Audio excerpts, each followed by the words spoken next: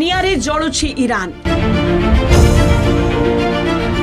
दिनकु दिन तीव्र हेबारे लागिछि सरकार विरोधी आंदोलन। क्षमता परिवर्तन दाबी को नहीं विभिन्न स्थान में जारी रही प्रदर्शन।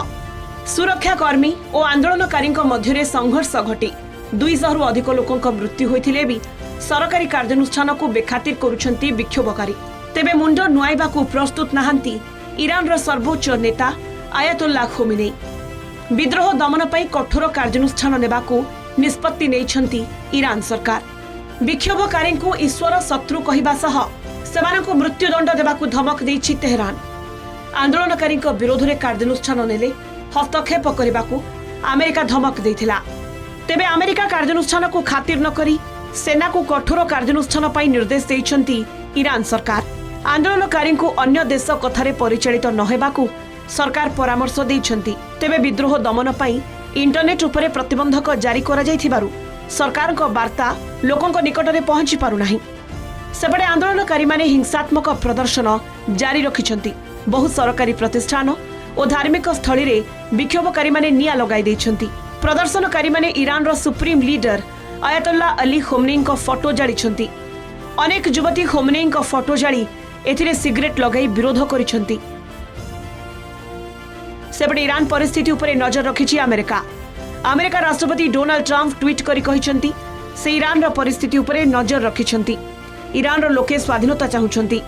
जदि सरकार शांतिपूर्ण प्रदर्शनकारी को हत्या करबा बंद न करंती तेबे अमेरिका सामरिक हस्तक्षेप करि पारे। तेबे ग्राउंड स्ट्राइक न करी अमेरिका एयर स्ट्राइक करबा को प्रस्तुति जारी रखिछि। ईरान रो संवेदनशील स्थान गुडी को उपरे आक्रमण करा जिवो। तेबे केवल ट्रंप को ग्रीन सिग्नल को अपेक्षा रहिछि। सेबडे ईरान स्थिति नै इस्राएल प्रधानमंत्री बेंजामिन नेतन्याहू को सह आलोचना करिसेंती अमेरिका विदेश सचिव मार्को रूबियो। अमेरिकार ईरान आक्रमण योजना रे इस्राएल मध्य शामिल होई पारे। इस्राएल सेना को हाई अलर्ट रे रखा जायछि। आक्रमण नै निष्पत्ति हेबा परे इस्राएल प्रथमे एयर स्ट्राइक करि पारे बोली जणा पड़िछि। Well, there was some report that he has asked the Pentagon to look at the possible military moves. Now, I am sure that he cannot effectively carry out another peninsula in Iran. But that doesn't mean it will not be tried. And it is also possible that Netanyahu is egging him. देश में जारी रहिथिबा विक्षोभ पई America और इस्राएल को दायी करिसेंती Iran रो सर्वोच्च नेता Khomeini. गत मासरू ईरान आर्थिक संकट गुरुतर रहबारे लागिछि। जरूरी सामग्री गुड़िकर दरदाम बढ़िबारु लोके रास्ता को ओह्लाइछंती। देशव्यापी एही आंदोलन को समर्थन मिलुछि।